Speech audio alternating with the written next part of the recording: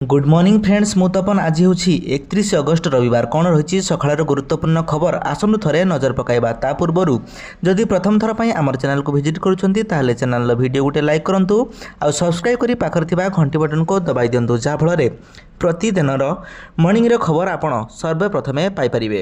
दीदी को पछरे पकाइले मोहन अक्लांत परिश्रम निष्ठा प्रतिश्रुतिबद्धता और बीजेपी सरकार अभिनव योजना को दक्षतार सह कार्यकारी करी सफलता पाइछंती मोहन माझी। लोकंग मुख्यमंत्री मोहन चरण माझी को मिली जातीय स्वीकृति। देशर श्रेष्ठ मुख्यमंत्री तालिकार अष्टम स्थान अछंती मोहन। बहु पुरुखा और अभिज्ञ मुख्यमंत्री को पछकु ठेली 14 मासर सरकार मंग धरिथिबा मोहन माझी को दक्षता को लोक पसंद करुछंती। सबुठारु बड़ कथा हेउछि एही तालिकार मोहन माझी पश्चिमबंग मुख्यमंत्री ममता बनर्जी को पछरे पकाइछंती। जातीय स्तर में जनाशुना पत्रिका इंडिया टुडे सिभोटर पक्षरु मूड ऑफ द नेशन मिलित सर्भे देशर बृहत राज्यर मंत्री मुख्यों को दक्षता आकलन में मोहन बेस आगे अछंती। सर्भे दर्शाई दक्षता आधार में श्रेष्ठ मुख्यमंत्री तालिकार शीर्ष अछंती आसाम मुख्यमंत्री हिमंत विश्व वर्मा। सर्भे सामिल लोकों मध्यरु 44.6% हिमंत कार्यकलाप संतुष्ट प्रकाश करिसेंती। ओडिशा रे जेतिकी लोके सर्भे सामिल होइथिले सेमानक मध्यरु 34.2% मुख्यमंत्री भावे मोहन को दक्षता और कार्यकलाप खुशी अछंती। अभिज्ञ मुख्यमंत्री भावे परिचित पश्चिमबंग मुख्यमंत्री ममता बनर्जी मोहन ठारू पछरे अछंती। नमता श्रेष्ठ मुख्यमंत्री तालिकार 9 स्थान रे अछंती।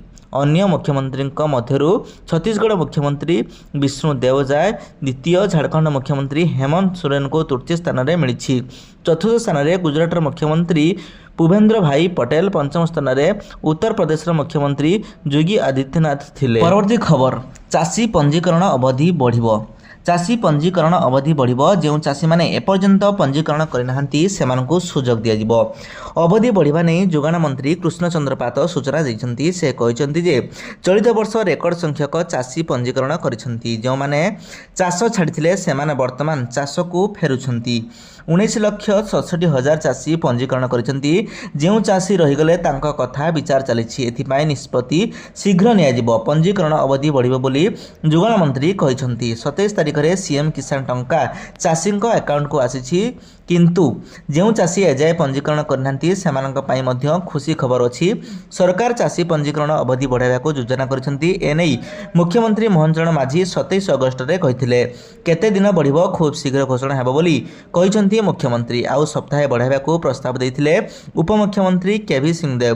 उपमुख्यमंत्री प्रस्ताव को ग्रहण कर जायछि एवं घोषणा हेबो बोली कहिसंती मुख्यमंत्री मोहन चरण माझी। महिला क्षमता बढ़िला। इंस्पेक्टर और एसआई क्षमता एणिकी सेमाने एससी एसटी मामला रे तदंत करिपारिबे। तदंत सह गिरफ और स्वतंत्र अदालत रे मामला मध्य करिपारिबे। पूर्वरु डीएसपी पाहेर अधिकारी को यही क्षमता मिलथिला। तेबे सरकार इन्स्पेक्टर और एसआई क्षमता बढ़ई यही दायित्व दैछंती। एनै गृह विभाग पक्षरु संशोधित विज्ञप्ति प्रकाश पाइछि। एनै एचआरसीसी एडीजी जतीन्द्र कोयल प्रस्ताव देथिले। परवर्ती खबर भासिबो ओडिशा। सेप्टेम्बर 2 तारिख जाए प्रबल वर्षा। घन घन वर्षा प्रभाव में ओडिशार अधिकांश नदी रे आकात आकात पानी। ओडिशार प्राय सबु जिले में बन्या पानी डराइलाणी। वर्षा ऋतु पूर्व राज्यर सबु नदी नाल बंध बाड़ मरामती करने मुख्यमंत्री मोहन चरण माझी तागिद करथिले। मोहन बाबूंको तागिद को तलिया अधिकारी माने केते पालन करिसंती ताहार नमूना लोक माने देखि सारेनी। बन्या जल प्रभाव में केतोटी नदी रे घाई सृष्टि होई सारिछि। शनिवार ठारू आहुरी 4 दिन प्रबल वर्षा हेबो बोली पाणीपाग कार्यालय पूर्वानुमान करिछि। सबु जिलापाल को तागिद कर जायछि। बन्या दायुरु पीड़ित लोकों को उद्धार करने ପାଇଁ जिला प्रशासन को तैयार मध्य कर जायछि। उपकूल ओडिशा, उत्तर ओडिशा, पश्चिम ओडिशा और आभ्यंतरीण ओडिशा को येलो अलर्ट कर जायछि। सेप्टेम्बर 1 रे सुंदरगढ़, केन्दुझर, मयूरभंज रे अधिक वर्षा हेबो। सेप्टेम्बर 2 तारिख में ओडिशार प्राय सबु जिले में तुहाको तुहा वर्षा हेबो। बंगोपसागर सृष्टि होइथिबा लघुचाप क्रमे घनीभूत हेउछि। समुद्र भितर को जाई माछ धरिबा पई बारण करा जायछि। नदी कूलिया लोकमानंकु सतर्क रहिबाकू कहा जायछि। विपर्यय प्रमोशन विभाग समेत आहुरी किछि सरकारी विभाग को तैयार रहिबाकू मध्य परामर्श दिया जायछि। परवर्ती खबर ଭିଡ଼ କମାଇବାକୁ 150 ସ୍ୱତନ୍ତ୍ର ଟ୍ରେନ୍ ଚଳାଇବେ ରେଳବାଇ। ଓଡ଼ିଶାର କେଉଁ କେଉଁ ସ୍ଥାନରେ ଗଡ଼ିବ ଆସନ୍ତୁ ନଜର ପକାଇବା। ଆସୁଛି ପାର୍ବଣ ଋତୁ। ଆଉ ପାର୍ବଣ ଋତୁରେ ଯାତ୍ରୀଙ୍କ ସଂଖ୍ୟା ଅହେତୁକ ଭାବେ ବଢ଼ିଯାଇଥାଏ। ବିଶେଷ କରି ବାହାର ରାଜ୍ୟରେ ରହୁଥିବା ଲୋକମାନେ ନିଜ ଘରକୁ ଆସିଥାନ୍ତି। ଆଉ ଲୋକଙ୍କ ସୁବିଧା ପାଇଁ ଭାରତୀୟ ରେଳବାଇ ଦୀପାବଳି ପୂର୍ବରୁ ଅନେକ ସ୍ୱତନ୍ତ୍ର ଟ୍ରେନ୍ ଘୋଷଣା କରିଛି, ଯାହା ପାର୍ବଣ ସମୟରେ ଲୋକଙ୍କ ଯାତ୍ରାକୁ ସହଜ କରିବ। 21 ସେପ୍ଟେମ୍ବରରୁ 30 ନଭେମ୍ବର ମଧ୍ୟରେ 150ଟି ପୂଜା ସ୍ୱତନ୍ତ୍ର ଟ୍ରେନ୍ ଚାଲିବ ଏବଂ ଏଥିମଧ୍ୟରୁ ସର୍ବାଧିକ 48ଟି ଟ୍ରେନ୍ ଦକ୍ଷିଣ କେନ୍ଦ୍ରୀୟ ରେଳବାଇ ଦ୍ୱାରା ପରିଚାଳିତ ହେବ। ପୂର୍ବ ରେଳବାଇ 24ଟି ସ୍ୱତନ୍ତ୍ର ଟ୍ରେନ୍ ଚଳାଇବ। ଏଗୁଡ଼ିକ କୋଲକାତା, ସିଆଲଦା, ହାଓଡ଼ାର ଲୋକମାନଙ୍କୁ ସୁବିଧା ପ୍ରଦାନ କରିବ। ପଶ୍ଚିମ ରେଳବାଇ ମଧ୍ୟ ଏହି ପର୍ବ ଋତୁରେ 24ଟି ସ୍ୱତନ୍ତ୍ର ଟ୍ରେନ୍ ଚଳାଇବ, ଯାହା ମୁମ୍ବାଇ, ସୋରଟା ଓ ଭଦୋଦରାରୁ ଯାତ୍ରୀମାନଙ୍କୁ ପରିବହନ କରିବ। ଦକ୍ଷିଣ ରେଳବାଇରେ ଚେନ୍ନାଇ, କୋଏମ୍ବାଟୁର ଓ ମଦୁରାଇ ଭଳି ରେଳ ଷ୍ଟେସନରୁ 10ଟି ସ୍ୱତନ୍ତ୍ର ଟ୍ରେନ୍ ଚଳାଇବାକୁ ନିଷ୍ପତ୍ତି ନେଇଛି। ଭୁବନେଶ୍ୱର, ପୁରୀ, ସମ୍ବଲପୁର, ରାଞ୍ଚି, ଟାଟାନଗର, ପ୍ରୟାଗରାଜ, କାନପୁର, ବିଳାସପୁର, ଭୋପାଳ ଓ କୋଟା ଭଳି ସହରରୁ ମଧ୍ୟ ସ୍ୱତନ୍ତ୍ର ଟ୍ରେନ୍ ଚଳାଯିବ। ବିଶେଷ କରି ଏହି ସ୍ୱତନ୍ତ୍ର ଟ୍ରେନ୍ ମଧ୍ୟରେ ପୁରୀରୁ ପାଟନା ଓ ଭୁବନେଶ୍ୱରରୁ ଯଶବନ୍ତପୁର ସ୍ୱତନ୍ତ୍ର ଟ୍ରେନ୍ ଚଳାଯିବ କରିବ।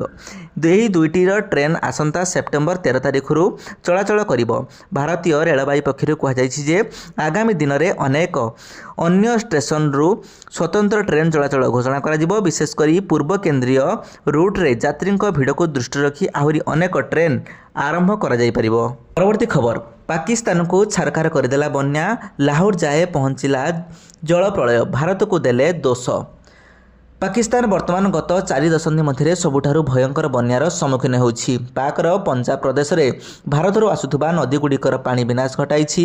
ଏହି ଭୟଙ୍କର ପରିସ୍ଥିତି ପାଇଁ ଭାରତୀୟକୁ ଦାୟୀ କରିବା ସହ ସିନ୍ଧୁ ଜଳ ଚୁକ୍ତିନାମା ସ୍ଥଗିତ ରଖିବା ମୁଖ୍ୟ କାରଣ ବୋଲି କହିଛନ୍ତି। ପାକିସ୍ତାନୀ ଅଧିକାରୀମାନେ ଶୁକ୍ରବାର କହିଛନ୍ତି ଯେ ଭାରତ ସିନ୍ଧୁ ଜଳ ଚୁକ୍ତିନାମା ସ୍ଥଗିତ ରଖିବା ଯୋଗୁଁ ପାକିସ୍ତାନର ବନ୍ୟା ପରିସ୍ଥିତି ଆହୁରି ଖରାପ ହୋଇଛି। ଏହା ସହିତ ଅଧିକାରୀମାନେ ଏହା ମଧ୍ୟ ଦାବି କରିଛନ୍ତି ଯେ ଏକ ଭାରତୀୟ ବ୍ୟାରେଜ୍ର ଗେଟ୍ ଭାଙ୍ଗି ଯାଇଛି। ଏହି ସପ୍ତାହରେ ପ୍ରବଳ ବର୍ଷା ପାକିସ୍ତାନର ପଞ୍ଜାବ ପ୍ରଦେଶର ଖାଦ୍ୟ ଭଣ୍ଡାରକୁ ଧ୍ୱଂସ କରିଦେଇଛି। ଦେଶର ଦ୍ୱିତୀୟ ବୃହତ୍ତମ ସହର ଲାହୋରର ଉପକଣ୍ଠରେ ମଧ୍ୟ ବନ୍ୟା ଜଳ ପହଞ୍ଚିଛି, ଯେଉଁଥିରେ ଝାଙ୍ଗ ସହର ବୁଡ଼ିଯିବାର ଆଶଙ୍କା ରହିଛି। ଦେଶର ଏହି ଅଞ୍ଚଳ 40 ବର୍ଷ ମଧ୍ୟରେ ସବୁଠାରୁ ଭୟଙ୍କର ବନ୍ୟାର ସମ୍ମୁଖୀନ ରହିଛି। ଖାଦ୍ୟ କାରଖାନା ଭାବରେ ପରିଚିତ ଏହି ଅଞ୍ଚଳରେ ଫସଲ ନଷ୍ଟ ହେଉଥିବାରୁ ବନ୍ୟା ସଂକଟ ପାକିସ୍ତାନର ଦୁର୍ଭିକ୍ଷ ସୃଷ୍ଟି କରିପାରେ। ପରବର୍ତ୍ତୀ ଖବର, କେନ୍ଦ୍ରୀୟ କର୍ମଚାରୀଙ୍କ ପାଇଁ ଖୁସି ଖବର। ଅଷ୍ଟମ ବେତନ କମିଶନକୁ ନେଇ ଆସିଲା ବଡ଼ ଖବର। କେନ୍ଦ୍ର ସରକାରଙ୍କ ଅଧୀନରେ କାର୍ଯ୍ୟ କରୁଥିବା କର୍ମଚାରୀଙ୍କ ଦରମା ଓ ପେନ୍ସନ୍ ବୃଦ୍ଧି କରୁଥିବା ବେତନ କମିଶନ ବୋର୍ଡ ବର୍ତ୍ତମାନ ସୁଦ୍ଧା ଗଠନ କରାଯାଇ ନଥିବା ଜଣାପଡ଼ିଛି। ତେବେ ଏହି ମାମଲା ସାମ୍ନାକୁ ଆସିବା ପରେ ଦେଶର କେତେକ କର୍ମଚାରୀ ସଂଗଠନ ଏହା କେବେଠୁ ଆରମ୍ଭ ହେବ ତାହାର ତାରିଖ ଜାଣିବାକୁ କେନ୍ଦ୍ର ସରକାରଙ୍କ ନିକଟରେ ଅପିଲ କରିଥିବା ଜାଣିବାକୁ ମିଳିଛି। ଏହି ପରିପ୍ରେକ୍ଷୀରେ ଏକ କର୍ମଚାରୀ ସଂଗଠନର ମୁଖ୍ୟ ଶିବଗୋପାଳ ମିଶ୍ର ଆସନ୍ତା ବର୍ଷ ଜାନୁଆରୀ 1 ତାରିଖ ସୁଦ୍ଧା କମିଶନ ଗଠନ କରିବାକୁ ସରକାରଙ୍କୁ ଜଣାଇଥିବା ସୂଚନା ମିଳିଛି। ଜାତୀୟ ଗଣମାଧ୍ୟମ NDTVକୁ ସାକ୍ଷାତକାର ଦେଇ ଶ୍ରୀ ମିଶ୍ର କହିଛନ୍ତି ଯେ ସରକାର ପ୍ରତି 10 ବର୍ଷରେ ଥରେ ବେତନ କମିଶନ ଗଠନ କରିଥାନ୍ତି। ଏହା ପୂର୍ବରୁ ଗତ 2016 ମସିହା ଜାନୁଆରୀ 1 ତାରିଖରେ ସରକାର ସପ୍ତମ ବେତନ କମିଶନ ଗଠନ କରିଥିଲେ। ତେଣୁ ଆସନ୍ତା ବର୍ଷ ଜାନୁଆରୀ 1 ତାରିଖ ସୁଦ୍ଧା ଅଷ୍ଟମ ବେତନ କମିଶନ ଗଠନ ହେବ ବୋଲି ଆମେ ଅନୁମାନ କରୁଛୁ। ତେବେ ଯଦି ଏହି ପ୍ରକ୍ରିୟା ବିଳମ୍ବ ହୁଏ ତେବେ ସରକାର କର୍ମଚାରୀମାନଙ୍କୁ ବକେୟା ରାଶି ଦେବାର ବ୍ୟବସ୍ଥା କରିବା ଦରକାର। ପରବର୍ତ୍ତୀ ଖବର, ମହଙ୍ଗା ମାଡ଼ରେ ଝୁଝୁଛି ଆମେରିକା। ମହଙ୍ଗା ମାଡ଼ରେ ଆଉଟପାଉଟ ହେଉଛନ୍ତି ଆମେରିକୀୟ ଜନତା। ଅବସ୍ଥା ଏମିତି ହେଲାଣି ଯେ ଲୋକମାନେ ସରକାର ବିରୁଦ୍ଧରେ ରାସ୍ତା ଉପରକୁ ଓହ୍ଲାଇବାକୁ ଆରମ୍ଭ କଲେଣି। ୱାଲମାର୍ଟଠୁ ଆରମ୍ଭ କରି ସ୍ଥାନୀୟ ବଜାର ଯାଏ ସବୁଠି ମହଙ୍ଗା ମାଡ଼ରେ ପରିବେଶ। କ୍ଷୀରଠୁ ଆରମ୍ଭ କରି କଦଳୀ ଭଳି ନିତ୍ୟ ବ୍ୟବହାର୍ଯ୍ୟ ଦ୍ରବ୍ୟର ଦର ଆକାଶ ଛୁଆଁ ହୋଇଗଲାଣି। ସୌଖିନ ଓ ଅନ୍ୟ ପଣ୍ୟ ଖାଦ୍ୟ ସାମଗ୍ରୀ କଥା ନ କହିବା ଭଲ। ବିଗତ ମାତ୍ର 3 ସପ୍ତାହ ଭିତରେ ଆମେରିକାର ବିଗ୍ ବଜାର କୁହାଯାଉଥିବା ୱାଲମାର୍ଟର ପାଚିଲା କଦଳୀ ଦରରେ 8% ଅଭିବୃଦ୍ଧି ପରିଲକ୍ଷିତ ହେଲାଣି। ଆପଣ ଜାଣି ଆଶ୍ଚର୍ଯ୍ୟ ହେବେ, ଆମେରିକାର ରାଷ୍ଟ୍ରପତି ନିର୍ବାଚନ ସମୟରେ ନିଜ ନିର୍ବାଚନ ପ୍ରଚାରରେ ଡୋନାଲ୍ଡ ଟ୍ରମ୍ପ ଦେଶର ବଢ଼ୁଥିବା ମୁଦ୍ରାସ୍ଫୀତି ଉପରେ ଲୋକ ଲଗାଇବାକୁ ନେଇ ଜୋର ଧରିଥିଲେ, ଯେଉଁଥିରେ ମୁଁ ଜିତିବି ସେତେବେଳେ ପ୍ରଥମ ଦିନରୁ ହିଁ ମହଙ୍ଗା ମାଡ଼ ଉପରେ କାମ କରିବା ଆରମ୍ଭ କରିବେ ବୋଲି ଟ୍ରମ୍ପ ନିଜର ପ୍ରତିଟି ଭାଷଣରେ ମତ ରଖିଥିଲେ। ଏମିତିକି ସେ ମେକ୍ ଆମେରିକା ଅଫୋର୍ଡେବଲ୍ ଏଗେନ୍ ବୋଲି ଏକ ନାରା ମଧ୍ୟ ଦେଇଥିଲେ। କିନ୍ତୁ ଟ୍ରମ୍ପ ଜାନୁଆରୀ ମାସରେ ନିଜର द्वितीय पाଳି आरंभ करने पर स्थिति आहुरी जटिल होबार लगी। निकटरे अमेरिकार विभिन्न जातीय गणमाध्यम प्रकाश पाई रिपोर्ट देशर असल चित्र को समस्त सामना को आनी। मिली अर्थनैतिक डाटा और विशेषज्ञ मानक विश्लेषण मुताबक अमेरिकार खाउटी उपभोक्ता मानक उपरे महंगा माड़ वृद्धि पाइबार लगी। खासकर राशन सामग्री क्रय इलेक्ट्रिसिटी व्यवहार दिगरे अमेरिकार उपभोक्ता मानक अधिक खर्च करने को पड़ुछि। विभिन्न सरकारी पॉलिसी जेपरिक आमदानी उपरे टैरिफ वृद्धि व one big beautiful bill act अमेरिकार विभिन्न दर वृद्धि हेबार प्रमुख कारण बोली विशेषज्ञ माने मत प्रकाश करिसंती। परवर्ती खबर मोहन माझी बासभवन में बड़ बैठक जोगेदेले धर्मेन्द्र। मुख्यमंत्री मोहन माझी बासभवन में आज एक गुरुत्वपूर्ण बैठक अनुष्ठित हो जाइछि। एही बैठक में केन्द्रमंत्री धर्मेन्द्र प्रधान उपस्थित थिबा जଣାपड़ी, जहां नहीं राजनैतिक महल में हलचल देखा मिली। एथिसह राज्यमंत्री सूरज बंशी संसद पाई एक गणशिक्षा मंत्री नित्यानंद गंड मध्य एही बैठक में जोग दैछन्ति। बैठक में राज्य में विकास संबंधी विभिन्न गुरुत्वपूर्ण विषय पर आलोचना होइथिबा सूचना मध्य मिली। शिक्षा, सामाजिक सुरक्षा एवं अन्यान्य जन कल्याणमूलक योजना संपर्क में एक रोड मैप प्रस्तुत करने पाई एही बैठक में गुरुत्व दिया। केन्द्रमंत्री धर्मेन्द्र प्रधान उपस्थिति एही बैठक को आहरी गुरुत्वपूर्ण करिछि, जेहेतु केंद्र और राज्य सरकार मध्य समन्वय स्थापन करी विभिन्न प्रकल्प को त्वरान्वित करने यार मुख्य उद्देश्य थिला। चीन रे मोदी जापान गस्त पर प्रधानमंत्री नरेंद्र मोदी एवं चीन रे पहुंचती। मोट 7 वर्ष पर प्रधानमंत्री मोदी चीन माटी रे पहुंची। से एठारे संघई सहयोग संगठन शिखर सम्मेलन में अंशग्रहण करेंगे।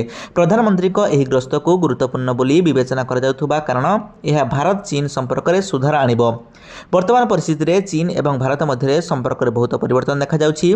7 वर्ष पर उभय देशर राष्ट्रमुख्य मुहांमुही हेबे, किंतु संपूर्ण परिस्थिति रे जहाँ जोगु विश्वग्र समग्र विश्व यही ग्रस्त उपर नजर रखिछि।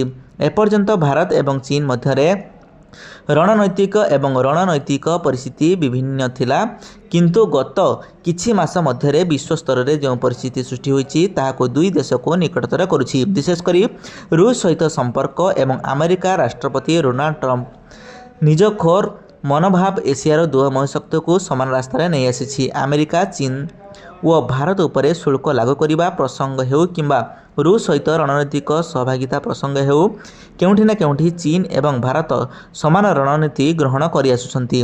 भारत किंबा चीन अमेरिकार दादागिरी आगरे मुंड नुआइबाकू प्रस्तुत नुहंती। एहीपरि परिस्थिति रे रूसर मध्यस्थता पर दुई देशर संपर्क अनेक परिमाण में स्वाभाविक होइछि। परवर्ती खबर एसआई परीक्षा पाई बड़ अपडेट बाहरिला। परीक्षा तारीख घोषणा हैला। एसआई परीक्षा तारीख एसआई समस्त सीपीएसई 2024 परीक्षा हेब अक्टोबर 4 और 5 रे परीक्षा हेबा नहीं घोषणा होइछि। ओएमआर सीट जरिया रे परीक्षार्थी माने लिखित परीक्षा देबे। राज्यर विभिन्न जिलार एही परीक्षा अनुष्ठित हेब। ओडिशा पुलिस रिक्रुटमेंट बोर्ड पक्षरु एनै विज्ञप्ति जारी होइछि। सेप्टेम्बर 20 परठू एडमिट कार्ड डाउनलोड करि परिबे। odishapolice.gov.in वेबसाइट रू निजर एडमिट कार्ड डाउनलोड करि परिबे। परवर्ती खबर विधायक दरमा को नहीं हंगामा। विधानसभा लगाइले निया 3 मृत। इंडोनेशिया रे अशांत जनता 3टी प्रदेश रे विधानसभा कोठारे निया लगाई दैछन्ति। एथिरे पश्चिम नुसा, तेंगारा, पेक्कालोंगान और सिरबन विधानसभा कोठारे निया लगाई दिया। एही घटना रे 3 जनकर मृत्यु होइछि। एहा सह अन्य 5 जन आहत मध्य होइछन्ति।